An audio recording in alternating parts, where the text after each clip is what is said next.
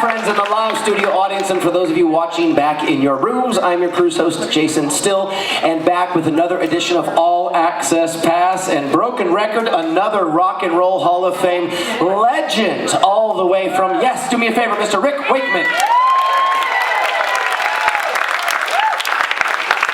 First and foremost, how was the travel to get here? You got here, that's the first thing. Yeah, it was all right. It started in England, I think. We did a couple of shows on the East Coast somewhere in America, and then got on a plane, came down here. It all runs together at some point. Yeah, I just do. When you're my age, you just do what you're told. Yeah. I mean, I've been married. I'm married 4 times, so you just do what you're told. Yeah. Clearly, the first 3 times you didn't learn that lesson, so it's about time. Yeah, they learned it then. No, it's good. I mean, I love doing things like this because everything is different. When you get to, I've heard some of the other guys say as well, when you get to sort of our ages, not yours, but our ages, you think, there can't be much left that we haven't done. And suddenly you find there is, there's here. I mean, I've never been to Puerto Rico before. The only boat I've ever been on is there's a ferry in England that goes from the Isle of Man to Liverpool. And when I used to live on the Isle of Man, I used to do it. It takes 4 hours, and it's not as pleasant as this. The Isle of Man. Shocking. To put it shocking. Yes, it's shocking. I hear the food is slightly less acceptable. Oh, the food is disgusting. But that's the only other time I've been on a boat. I've got a rowing boat. That's close. Yeah, that's the best I've got. You get to be the captain there. I'm captain. I've got the captain's hat for my little rowing boat. Because I live on a creek, just next to a creek, so I go down, there's my little rowing boat. And you have to wear the hat or you can't get in. Yeah, but I've got no idea. It's a tidal river. And I always get the tidal things wrong, so I go down, it's in like a swamp. So I'm sitting in it and go just nowhere. Sitting on the dirt. Yeah, I just sit there and go nowhere and then sort of look around and I have this visual of you in the captain's hat sitting in a rowboat on land, just waiting for the tide to come in. Just yeah. I've got the hat with me. You brought it with you? Oh. Yeah, I brought it with me because just in case they need a bit of help up. Well, Captain did call me last night and asked if I knew anybody. Yeah. So I can help him out. I'll say I've got a hell of a guy just for the... Yeah. Well, thank you very much for giving us the time today. Thank you. Chatting with us. Thank you. You've obviously seen, you mentioned backstage, you watched a couple of the others with the other gentlemen. Yeah, I've watched them. They're great fun. And they're very, very loose, they're very fun. We just chat and catch up. And these people got nowhere else to go. They have nowhere else to go, yeah. Well, here's, the Grassroots are on right now, and they could give a hell about the Grassroots. They're here to watch you. So that's statement number 1.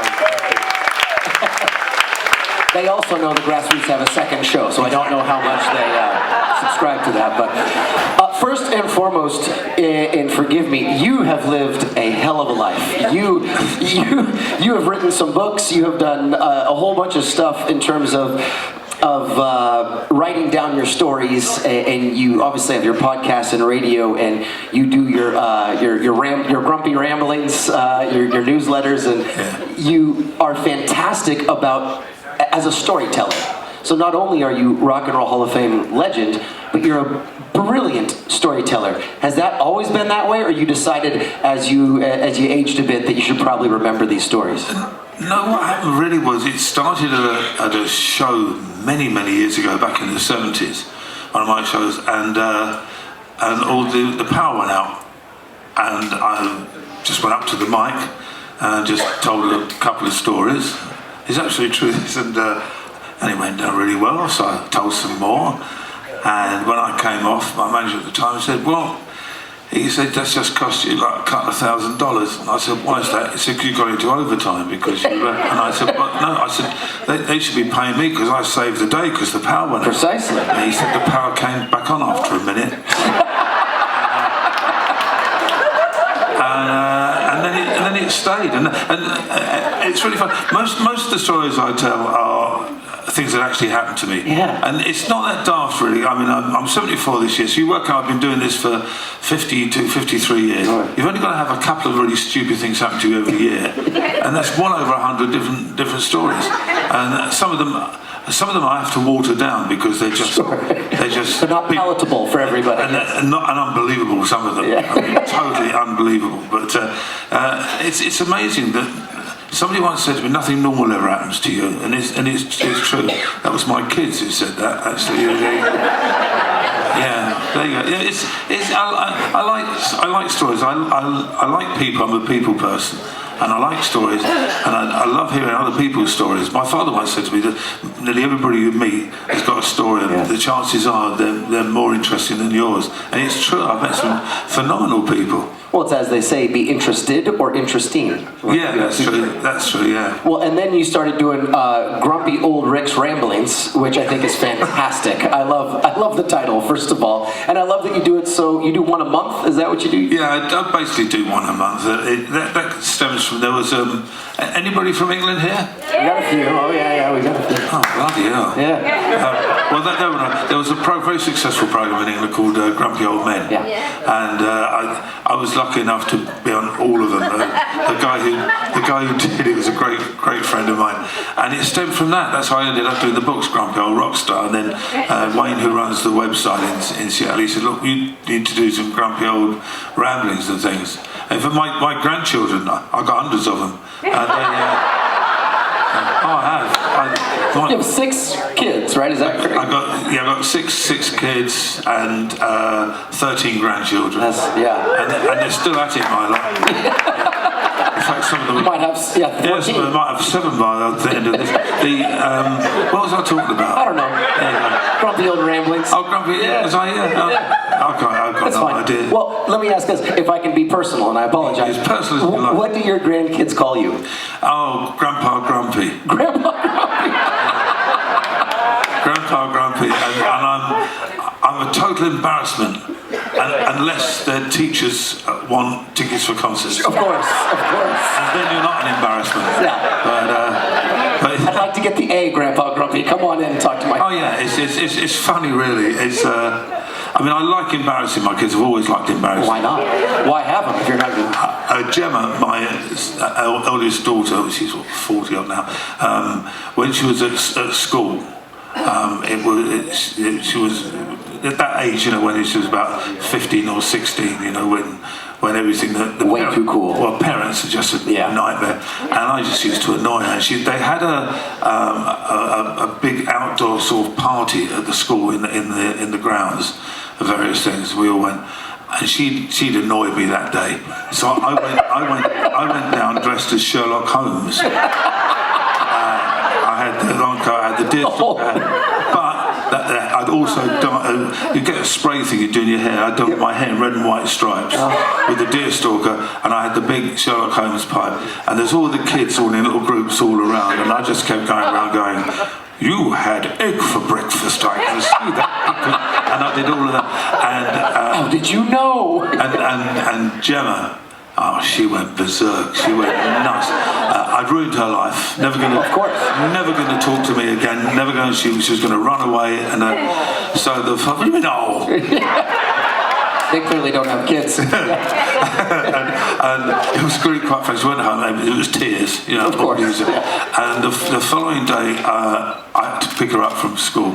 So I drove down, and I'd washed the red and white out because my wife, number 3, she said to me, that's how I do. No, people do things by that. I do mine by numbers. 3 kids, 3 wives. Anyway, she said, "Look, go down and behave." So I went down, and Gemma came out with her friends, threw her arms around and said, "Oh, Daddy, I love you, Dad." And I said, "What's all this about?" And then a lot of her friends come out and going, "Hello, Mr. Wakeman." I was saying hi. And Gemma said, "Apparently you're cool." Oh. All their dads are. They're boring old farts. You're all right because you dress up. And you're not even a rock star, just the fact that you were dressed up. So I picked her up the next day just in my dressing gown. Apparently not so cool. Not as cool. So one of the things that I do is my wife Brittany comes out here before we do the show, and she allows guests to ask questions. So as we are going, I never like to open it up because you understand God only knows what they're going to say if we give them a live mic. Does your wife ask you questions as well? Plenty. Yes. She writes them on cards and delivers them to me at the end of the day. But she takes questions from the audience so we can kind of intersperse them as we go. Yeah, far away. If you don't mind, let's go back a few years. Tell us a little bit. You were a fantastic, renowned session player, and you played with anybody and everybody. I mean, you were with Elton, you were with Bowie, who I know was a huge inspiration of yours. He was, yeah, great guy. I mean, and on down the list, Cat Stevens, Lou Reed, Ozzy, and on and on and on. Tell us a little bit about that time frame in your life. Well, it was interesting how it started, really. I was trained to be a classical pianist. And this was just before I went to the Royal College of Music. I was about, 1966, something like that. And I started doing sessions for the BBC. This could go on forever, so I warn you now. And it also, they're here for you, not me, so have at it. Okay, it started that there was a pub in England, in West London, called the Red Lion in Brentford, and they had a stage about this size. A pub, because obviously the area was smaller, where they had a regular band that got up and played, a rock band, and then people came up and guested with them. So a house band, and then you... Yeah, and they played with a few places, and the guesting, and one of the major people was John Entwistle. John lived just around the corner, and he used to come out, and we all idolised John, and I'm pleased to say he became a great friend. And he, somebody told him that I played the organ, and he sort of dragged me up one day, and so I played, and that evening I felt really proud, and there's John Entwistle playing away, and there's little old me playing. And afterwards there was a club in London called the Speakeasy, and afterwards he said, I'm going up the Speakeasy, you want to come up? And John Entwistle's invited me up to the Speakeasy. I hadn't got a car or anything, so he never drove. He had about 8 cars. I sold him 6 in the end, and a load of cars. He loved them. So he had a driver, and we go up to the Speakeasy, and we go in this car. I'd never been anything like it, and I hadn't got anyone else still at school, and so we go in there, and everything was ludicrously expensive. John vanished. And at about 2 in the morning, I came out, realised that I got no way of getting home, got no money, so I walked to the station, and I walked all the way home. Actually, it was really it took me about 3 hours, and got back. And my mum went mad. She said, "Well, what are you doing so late? You've got school. You've got to leave in an hour."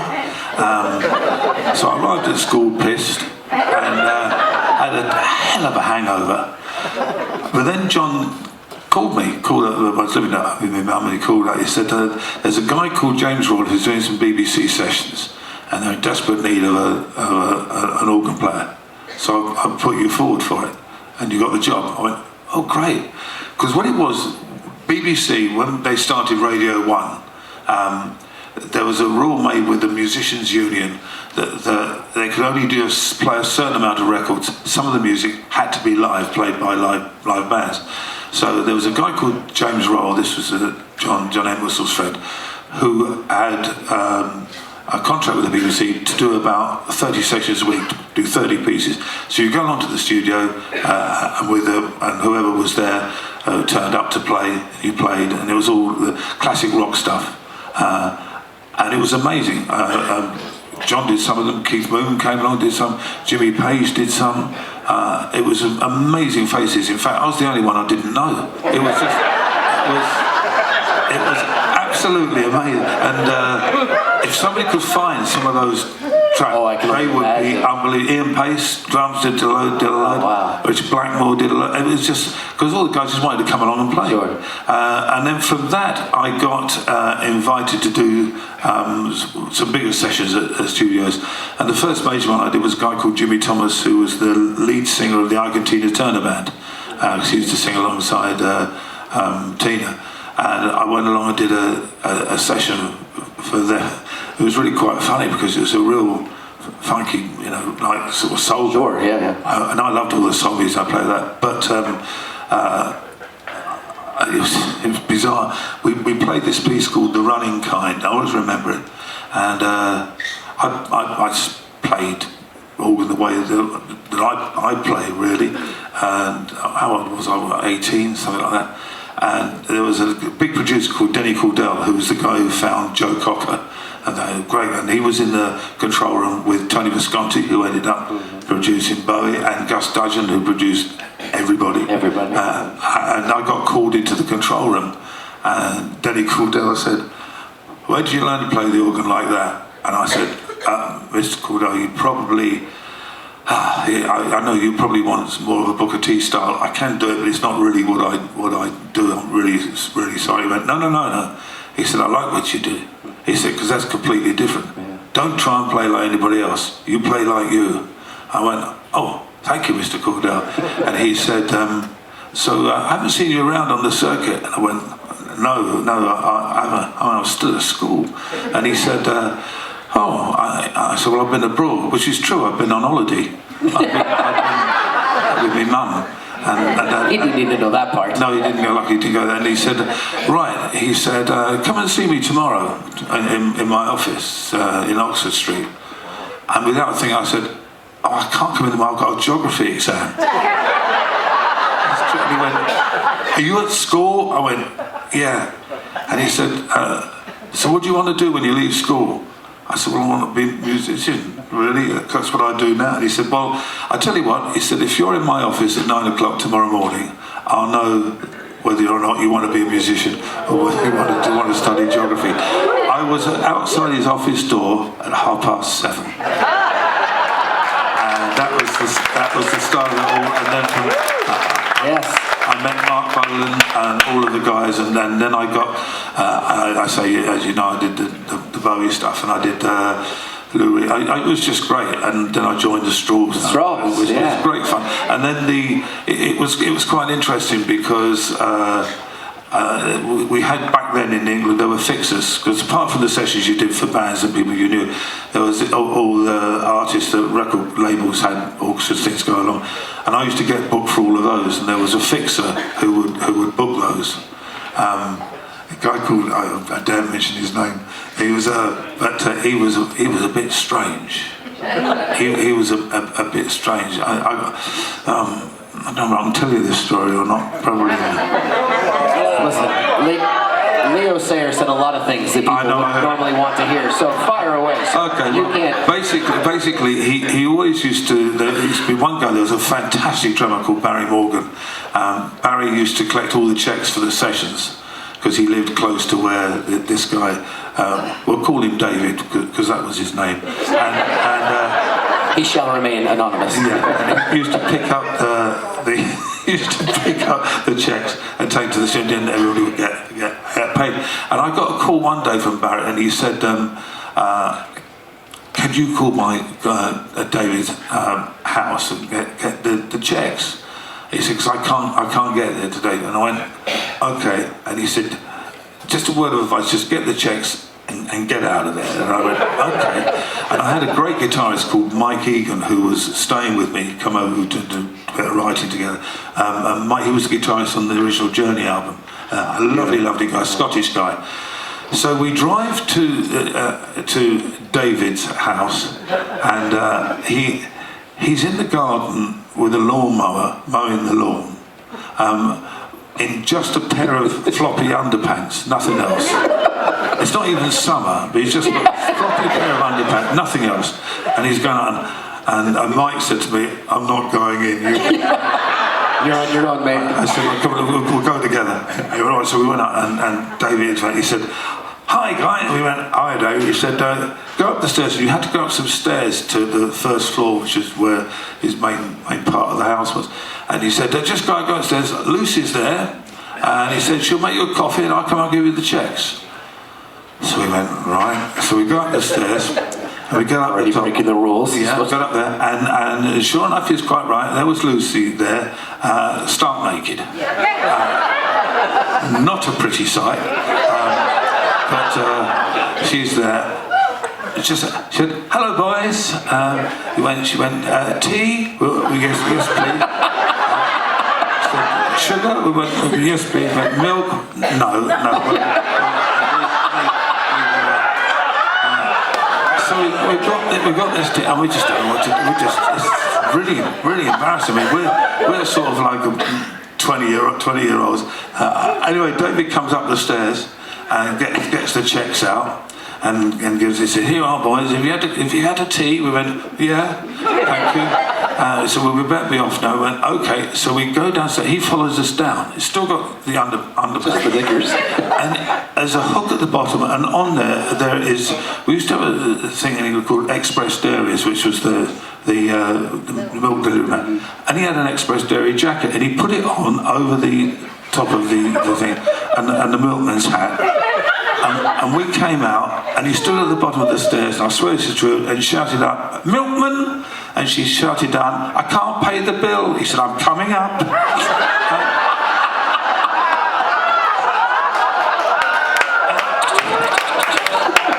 Mike and I got in the car, we drove in silence for about the next 2 or 3 minutes, and Mike said, "Never, ever again." He said, and I said, "Well, nobody will ever believe this." So we got to the studio, Barry Morgan was there, he got the checks out, and he went, "What was it today?" I went, "What do you mean?" He said, "Milkman." We went, "That's what you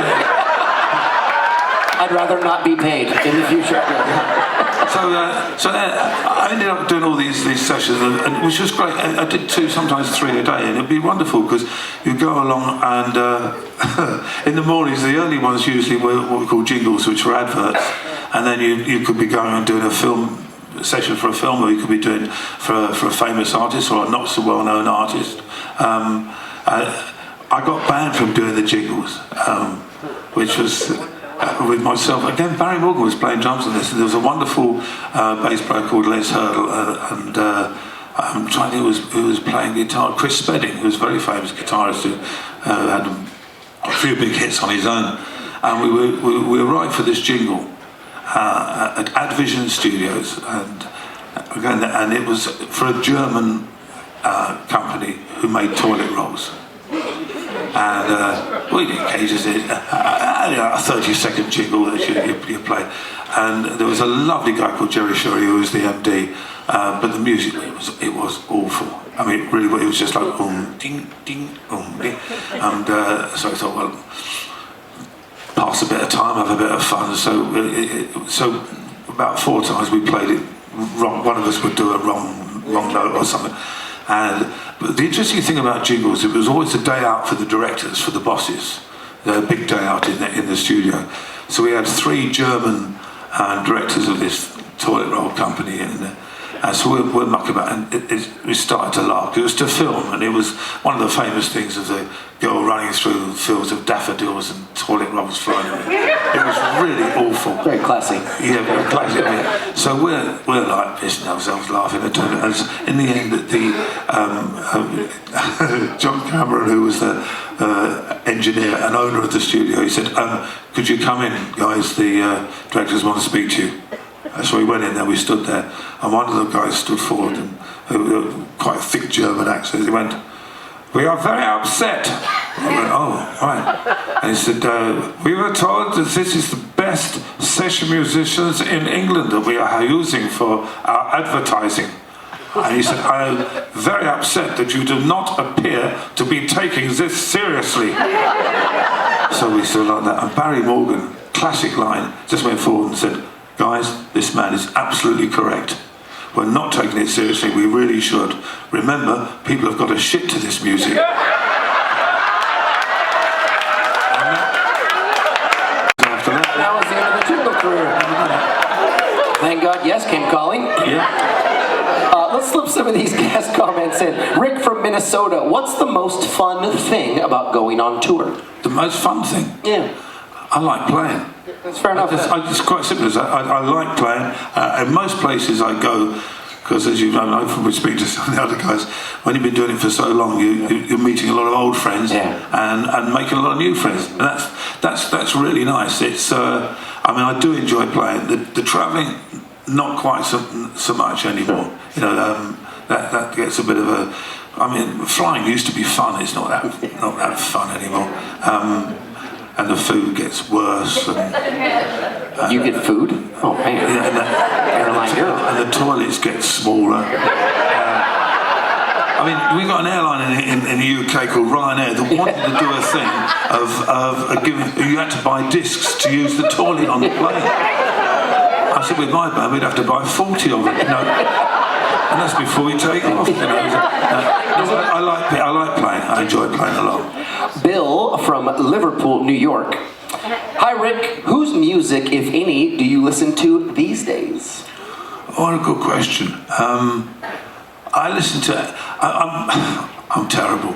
What I do, I've still got tons of CDs, and I take most of the music I listen to is in the car, and I'll just take a handful of CDs, but not looking to see particularly what they are, and load it all up, and then have them all playing. Because sometimes I go, oh, I forgot I had that. Oh, that's really good. I don't have anything particular, that I listen to and go, oh, that's I must go to this. I'm a big soul music fan of the 60s, Otis Redding, Wilson Pickett, all those guys, Etta James, and all those. I played with Etta James once. That was wonderful. Great fun. I played in a big 17-piece soul band in the 60s. I loved it. It was great. How big? 17-piece. Big brass section, 2 guitars, and it was. We did all of the stack stuff. It was a really good band too. Oh, that'd be so much fun. Steve and Jane from England. Where is Hoffy now? Oh, Hoffy. Oh, bloody hell. Right, okay. For those who don't know, I had a radio program in England, which I got banned from in the end. I think we're finding a trend here with Mr. Wakeman. It was there was a station, a rock station called Planet Rock, and I did the Saturday morning show, and it was run. I had the engineer I used was a guy called Hoffy, who was great fun. And it was a great foil. It was a great foil to play with. I mean, you could throw anything at him, and he'd go along with it. It was great, and it was entirely run by emails that used to come in. That would run the show. It was a 4-hour show, and we would average 700 emails that came in. Wow. We wasn't so much telling gags, but subject matters and things. And there was the occasional story that came up, because it would remind you of a silly story which you'd tell. And I eventually got banned by Ofcom, which is the big thing that look at everything, over. Well, basically they said that you can't discuss menstrual cycles at 10 o'clock on a Saturday morning because children are listening. My argument was, look, this is led by the emails that come in. It's not my idea. It all came in, and so I was told, if you ever do that again, you're off. So I mentioned it on the next. I said I can't do any of this anymore because it's got, and then I told her. I knew I was going to get thrown off, so I told a gag about a gynecologist, and that was it, really, live on the air. You got to tell the gag now. You can't tell us you had a story about a gynecologist and then not tell it. Try and remember it. I'm totally feeling. Oh, okay, I think I can.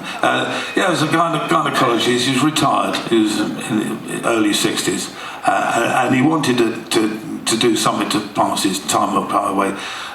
So he'd been a gynecologist for 40 odd years, but his great love was rebuilding car engines, and so he enrolled with this sort of night school of learning to do all of that, and he did do very well at it. And the final test was to dismantle a Jaguar 3.8 engine in 4 hours, and then another 4 hours completely reassemble it.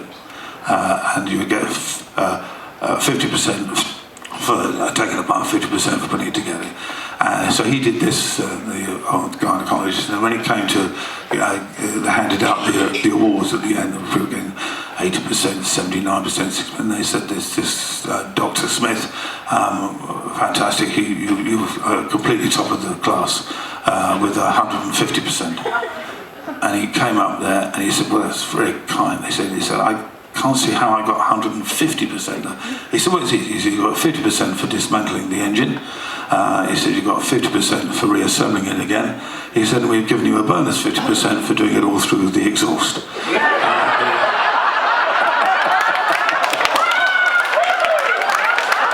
that was it. And set. I was done.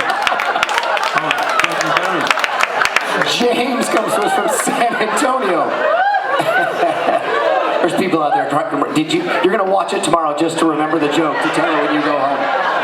James from San Antonio, who really threw the tomato on the Tornado album cover? I did. It was a dreadful cover. The original title that we did an album with is called Tormato, and in fact the guy who came up with the name for Tormato is sitting out there. He's my manager. But what happened was, for some stupid reason, we weren't using Roger Dean for this particular album, which was a big mistake because Roger did all the best covers for Yes, and it was done. It was going to be called Yes Tour. Tor, T-O-R, in England is a small hill, somewhere between a hill and a mountain. And there is a place called Yes Tor, it's in the west of England. So we thought we'd call it Yes Tor, and we all have our picture taken standing on the top of this tor. So we all go down to Devon and we stand on this tor and have our pictures taken. And then when the cover came, the cover is us standing on Yes Tor. We went, is that it?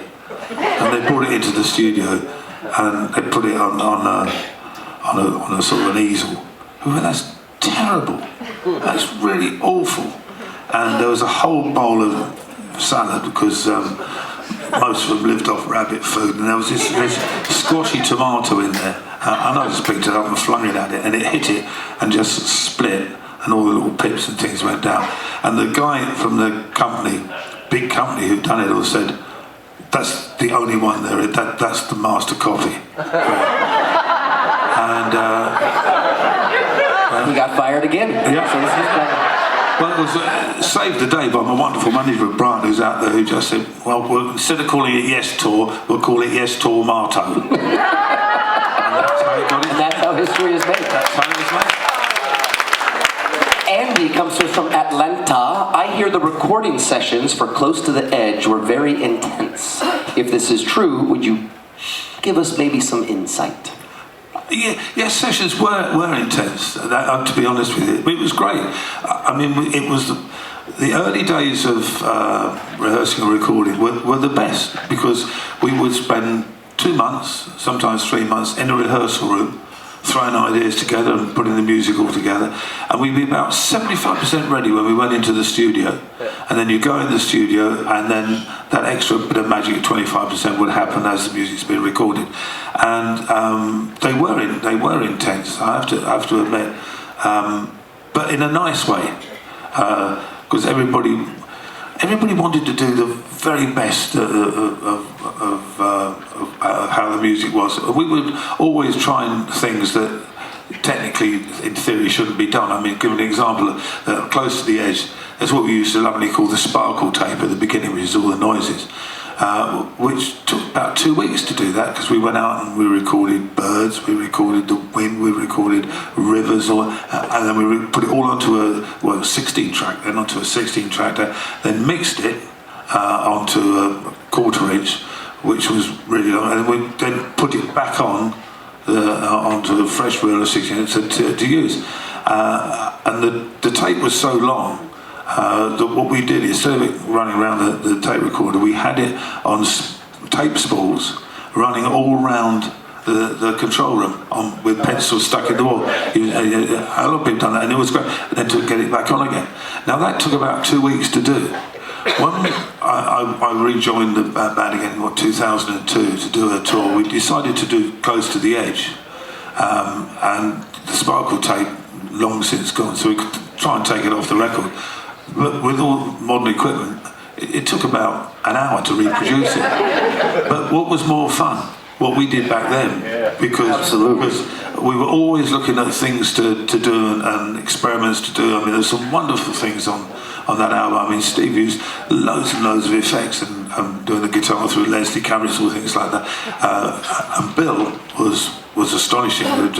Bill thought like not so much like a drummer. He thought, I was going to say like a musician, but that's unfair to drummers. But you must know all the drummer jokes. Oh yeah. Go on, tell me a drummer joke. No, I'm not. Come on. I've got to work with with them for the next 3 days, so not a chance. We've got some famous I ones. love drummers. I mean, both Bill and Alan are fantastic drummers. We took the music very seriously, and we worked in a strange way with Yes. We knew the pieces all the way through. We'd start playing, and we wanted everything to be have feeling throughout. So what we would do, we would play, maybe, I don't know, first minute and a half, and if it went wrong, then we'd stop. But then we'd start again from just before where we went wrong, and we'd keep doing that non-stop until we got the whole piece down. And then Eddie offered, and us would all sit there and try and remember what the hell bits were. But then we'd edit those together, so we've got a performance throughout that we knew was the best that all of us could play. Fantastic. And actually that plays right into Barbara's question. Barbara is from England. In what ways do continuing advancements in technology affect your approach to writing and performing now? And do you welcome the changes? So that fits right in with what you're talking about. Yeah, it does. I mean, I'm old school. If you can't play it, then I don't do it. And in all the albums that I make, everything I play, we record on the sequence, because that's what you record on these days. But don't use them to play things for you. Sure. Everything has to be played. Actual instrumentation. Yeah.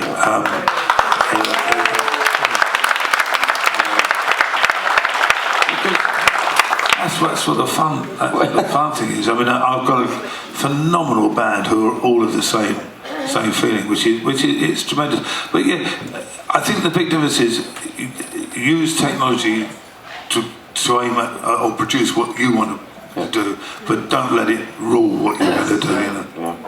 Roger comes first. Oh, good question. Roger from Alabama. Can you tell us a good naughty story involving you and Trevor? Not that one. Trevor, I'm just great friend. Trevor is so funny. Well, it's not really a naughty story, but again, this is something that we had to stop. When we were out on, it started. Every story starts like that, by the way. Either fired or told to stop, one or the other. Yeah. It started on the Union tour, which I loved. That Union tour. It was just great fun to do. 8 of us on stage. I just loved everybody. I must admit, I had great fun, but there was a few bit of friction here and there between somebody. So I used to put white gaffer tape down the middle of, and I wrote West Berlin and East Berlin on it. But Trevor and I, there was a song called Changes off of the 90125 album, and it was a good song. When Trevor used to sing it, Trevor would sing that song. And just before he would start, I would walk, we had the revolving stages, and I would just walk around, and as I'd walk by him, I would whisper either one word or 2 words in his ear, and he had to get them in the song. And the word game. Word game is famous. Yeah, and it started off, it would be that normal things like, motor car or car. Yeah. Menstrual cycle did come. Shocking. And all that, and it just got absolutely ridiculous. And then we were told, because word leaked out, and people were just waiting for it. Yeah. And we did it on the ARW tour as well. That was great fun. But Trevor, love Trev to bits. I mean, when we were doing the ARW show, I've told this on stage once, but we were in Los Angeles. And it was the local TV station, the midday news program, What You On. And we went, oh, okay, all right. So we went along. It'd obviously been a last minute, and whatever item they were going to do had dropped out, so they're desperate. So there's me, John, and Trevor. And we're sitting on 3 stools in the studio. This is live. And then there's the 3 anchor people, whatever you call 2 very, very pretty ladies, very nice. All look like they from the set of Dallas. Yes. The hair. The hair doesn't move. The head moves, and the hair stays. And they've got like Joe 90, and they've got their clipboards, and we're sitting on 3 stools. And bless them, it's not their fault. They've had no chance to be told anything about it whatsoever. So it's desperation time. So they go, and now A.O. and Anderson, Rabin and Wakeman are here playing in town tonight. So here they are. Right? And one of the ladies said, well, John, she said, owner of a lonely heart, can you remember writing it? And John said, oh, I didn't write it. He said, no, I can't do that. And he said, no, I didn't write it. He said, Trevor wrote it. And she looked crestfallen, and she said to me, well, Rick, it must have been great fun recording it. I said, I wasn't on the record, no. And this is one of the other ladies. She went, you weren't on it? I said, no. I said, I wish I was. It made a bloody fortune. I said, I wish I was, but I wasn't. So then now it's got desperate. 2 questions, both inaccurate. Overdue. So the guy then, now he's quite bright. He knows he's on pretty safe ground because he knows that John didn't write it, and he knows I wasn't on it. So it has to be Trev. So he said, Trevor, so Owner of a Lonely Heart, you wrote it? And Trev said, yes, I wrote Owner of a Lonely Heart. He said, can you remember where you wrote it? And Trev said, yeah. He said, I was on the toilet, which is absolutely true. And the guy, the jaws dropped and they just thought, this is live. And I said, yeah, that's where the big riff came from.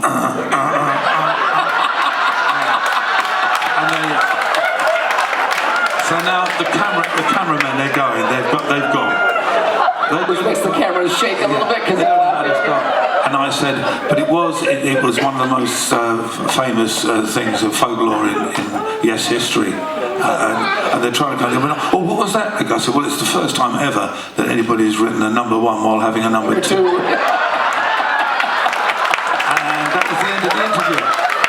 And we were off, yeah. And we're going to go to commercial. Thank you for tuning in. Tina comes to us from Atlantic City up in Jersey. Huge fan of yours. You were such an influence to so many. Who influenced you? I know we talked about it a little bit, but... I think you're often influenced without realising it. I think you have sort of like a filing cabinet up there. I mean, a lot of the classical composers, a lot of the Eastern European classical composers, like... that wrote a number 1. Well, thank you so much. We'll fix that in post. That's fine. Those beans were strong this one. Classical composers like Prokofiev, I studied them at the Royal College of Music, the Eastern European composers, Richard Korsakoff and all those guys.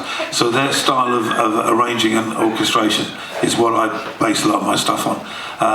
I love a lot of the soul stuff. David Bowie, big influence. I mean, I learned so much from David. And in fact, I can almost say that every session, everybody that I've worked with, you come away and there's a little something that you glean something. Yeah, which is what it's all about. Have you found in your career? I've heard this said a variety of different ways. Did you learn more from watching people do it well or people doing it poorly?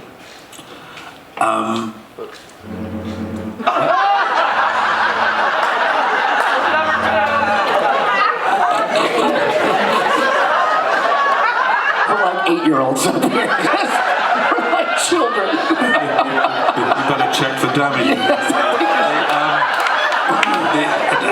Well, it's very interesting because Tony Visconti said to me once, I turned up for a session with him and I'd been on an appalling one in the morning. And sometimes I did do some sessions, you go, is somebody really paying for this to be recorded? It was so bad. And he said, you'll learn something good from some sessions and you'll learn something bad from other sessions. And the secret is, learn not to do the bad things. You know, so I think I learned from so many sessions. I learned how to edit on the old tape thing from Gus Dudgeon. He said one day, come up to the control room. I just done a session for him. I think it was with Al Stewart. And when he said, come on, I've got a bit of editing to do. And it was a T-Rex track, Mark Bolan track. He said, come on, you listen. So I did it because he showed me how to do that. And the playback went, that's good. He said, I'm glad it's good. I said, well, so am I. Why are you glad it's good? He said, because that's the master. So I did tell Mark, Mark thought it was very funny, but it was, but I learned so much from all. The sessions was the most wonderful apprenticeship course you could be, because there's so many different people I played with, there's so many different kinds of music, so many different producers. It was just, it couldn't have been better. I know we received a lot of questions, but we're not going to be able to get to all of them because we do need to get Mr. Wakeman. Mr. Wakeman? Yes, Mr. Wakeman. That means I'm old, doesn't it? Oh, here we go again. I just can't. For those of you watching at home right now, the horn is honking outside. The ship is blasting the horns, and we're just children up here. Yeah, it's clearly me. Yeah, ship food is getting to me finally. Rick is going to sign. Say ship. Yeah, P with a P.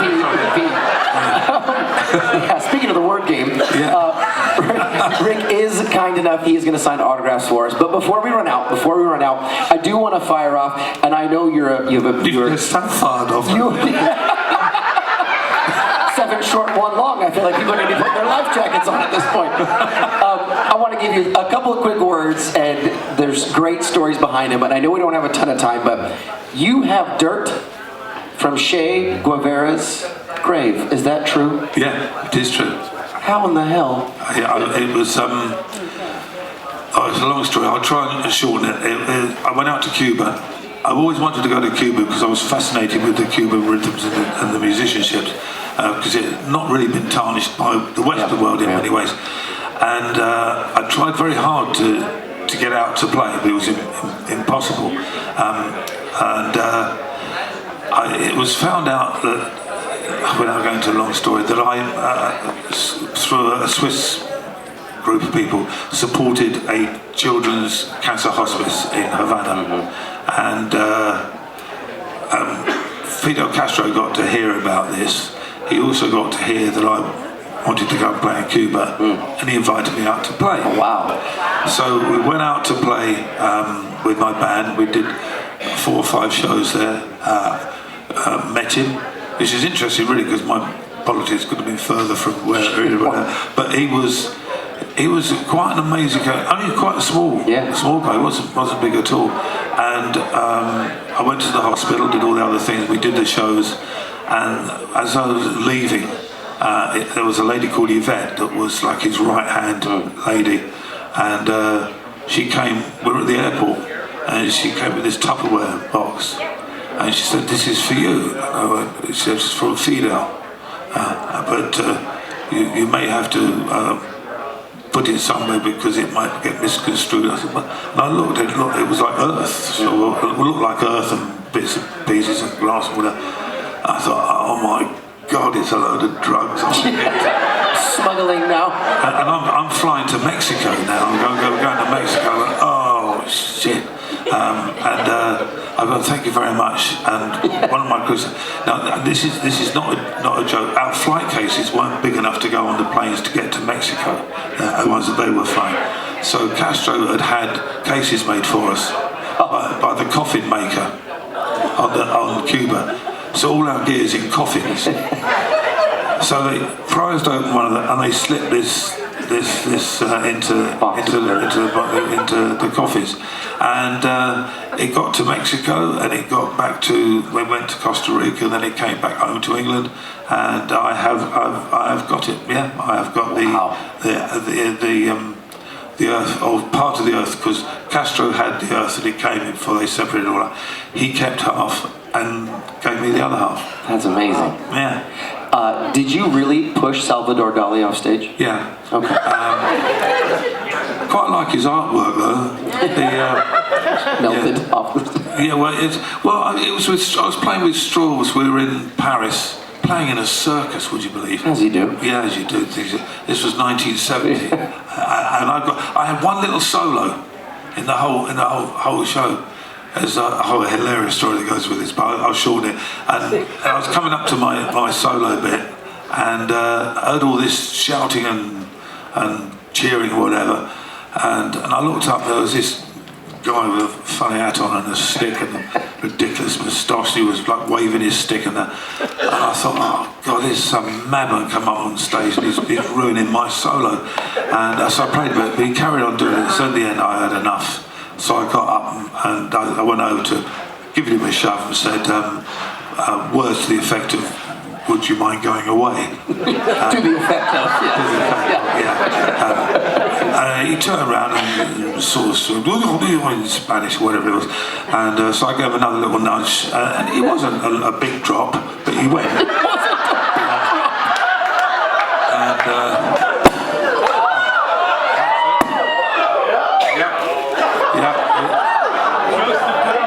I'm still. What did we eat?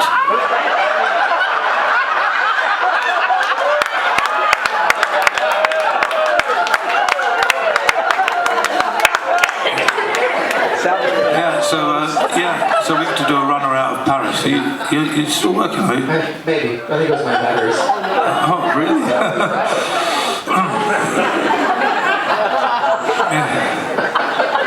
Sorry. No, that's it. That was it.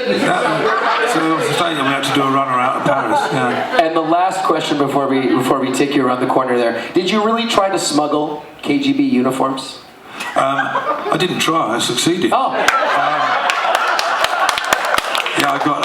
Even more. I got into terrorism. This was during the days of the Cold War, and I bought illegally a KGB uniform, and I realised I'd never get it out. Yeah. But forgot to take it out of my case and went to the airport, and I got caught with it. And I was on my way to Siberia. I was in all sorts of trouble. I'm sure. And what made it even worse was when I'd finally bribed my way out of the situation, which was quite serious. She couldn't make phone calls. Sure, yeah. This guy said to me, "I'm hoping this is all that you have got." I said, he said, "Because you're in a lot of trouble for this." And he said, "So when I take you through and put you on the plane, and so that you won't come back," he said, "can I be assured that there is nothing else in your cases that you shouldn't have?" And then I remembered the Admiral's uniform that I bought.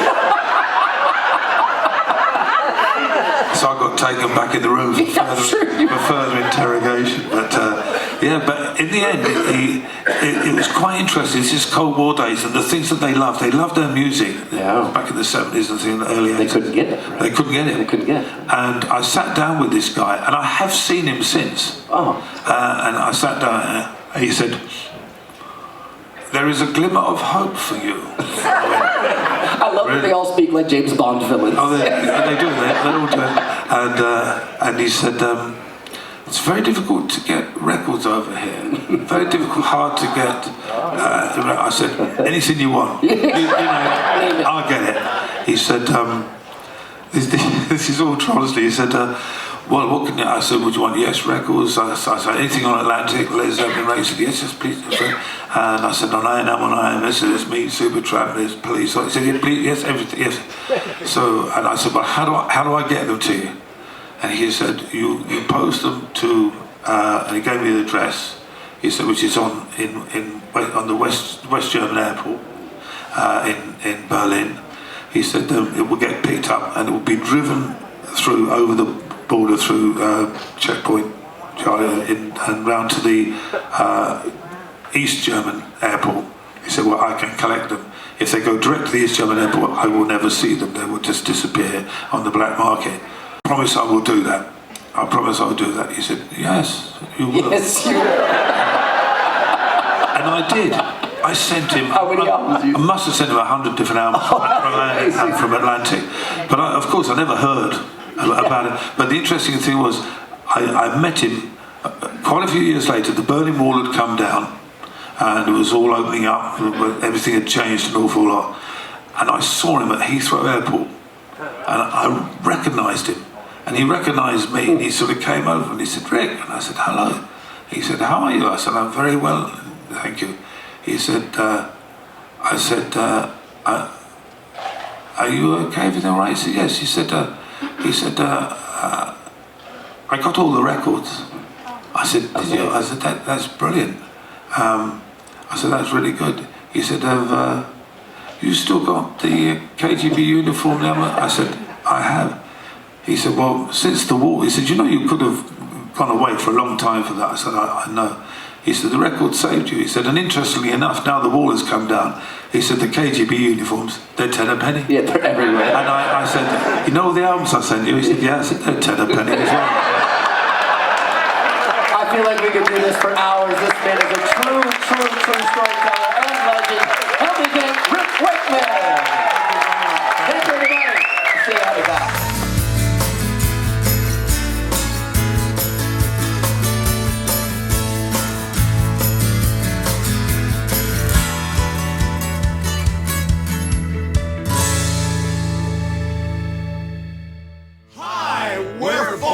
Inviting you to join us and many of our good friends on board the 70s Rock and Romance Cruise. The 70s Rock and Romance Cruise is back in 2024, and it's sure to be one rockin' reunion.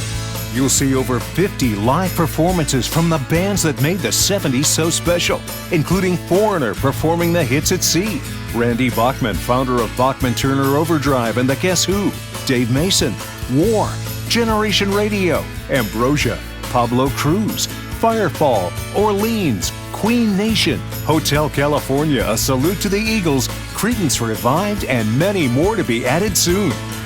Enjoy 7 days under the sun while rocking out with the best in classic rock. Setting sail March 14th on the Celebrity Summit from Miami and making stops in the beautiful southern Caribbean ports of Aruba and Curacao. As always, go behind the scenes with the stars at over 25 celebrity interactive events, including Q&As, panel discussions, and more. Plus, celebrate the culture of the 70s with nightly pool parties that will keep you singing and dancing all night long. Join us in 2024 and relive the era that made you feel so good.